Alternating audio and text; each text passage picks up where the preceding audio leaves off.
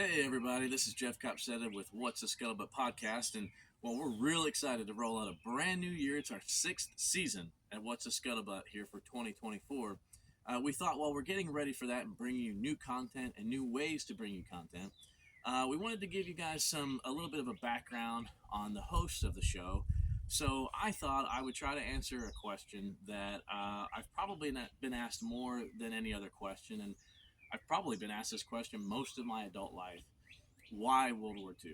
Why are you so interested in World War II? And why are you so dedicated to try to bring it to other people? And really, I think the best way to answer that question, when I think of World War II, I don't immediately think of the horror of it. I don't immediately think of the estimated 60 million lives that it cost around the globe, the useless and senseless maiming and killing of so many innocent people. I don't think about that first. If I did, I'd probably never want to think about World War II again. Uh, when I think about World War II, the first thing that comes to mind is what we accomplished in America in such a short amount of time. You know, when the war came to America's doorstep in 1941, Romania had a larger standing army than the United States. So for our military to take on two superpowers, the Empire of Japan and Germany, simultaneously on two opposite sides of the globe, with an army that small, is so impressive to see for us to emerge victorious. In just 45 months, this country built approximately 150 aircraft carriers. How's that even possible?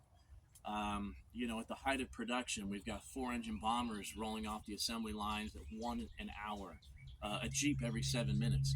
So it's just fascinating to me when we think about the Second World War as to what we really accomplished as a country coming together in a short amount of time. So that's the first thing. Secondly, probably is I think about those things that we did build and the beauty of them. I think about the deafening roar, the droning sounds of B-17s at a bomber base in England. I think about Sherman tanks slogging through the mud in Belgium, or clanking over white chalky coral on a Pacific island somewhere. I think about dive bombers coming back from a mission, landing on a carrier with just beautiful Pacific sunset behind. It really gives you the idea of how majestic these things were that we built. Lastly, I do think about those that we lost and why it is so important to keep their memory alive. And I think in the future, when we look back hundreds or even thousands of years, the World War II is still going to have such an important place in American history. And we see even now, as these veterans are kind of riding off into the sunset and their numbers are declining, they are still the last generation of American fighting men to know what it's like to win a war. We've had several conflicts since then where men and women have lost their lives in the service of this country.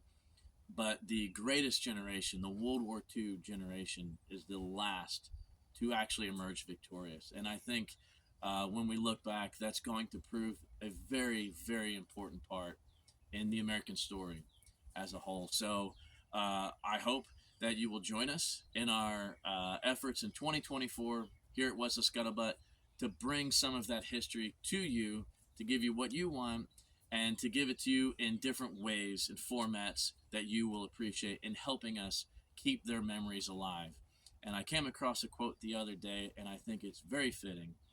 And it says that dying for freedom is not the worst that could happen. Being forgotten is.